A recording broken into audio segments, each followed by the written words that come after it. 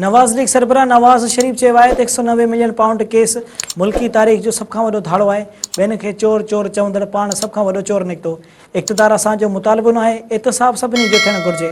लाहौर में पार्टी जे parliamentary board जे इजलास खे ख़िताब कंदे अॻूणे वज़ीर आज़म नवाज़ शरीफ चयो त नून जे क़यादत खे मुश्किलातुनि जो मुंहुं ॾिसणो पियो, इन बावजूदि सब्र कयो।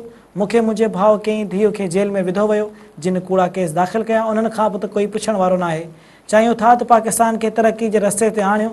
नवाज़ शरीफ चयो त जेको बि सियासी मैदान में अचे इन खे सोचणु घुरिजे त मुल्क लाइ कुझु करिणो आहे, पर बदनसीबी आहे त गुज़िरियल 75 सालनि खां रगो रांदि खेॾी पई वञे। मुल्क ते अहिड़नि माण्हुनि खे मड़ियो वियो जिन खे मईशत जी कुझु ख़बर न आई।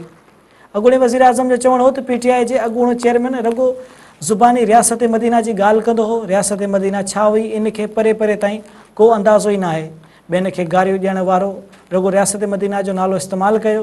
हुन वधीक चयो त 190 मिलियन पाउंड स्कैंडल करप्शन सभ खां वॾो स्कैंडल आहे। इक़्तिदार असांजो मुतालबो न आहे। क़ौम खे ॿुधायो वञे त क़ौमी ख़ज़ाने खे धाड़ो कीअं आहियो। ॿियनि खे चोर चोर चवंदड़ पाण सभ खां वॾो चोर निकितो आहे। 60 अरब रुपया खाई वींदड़ शख़्स महांगाई खे कीअं रोके सघंदो।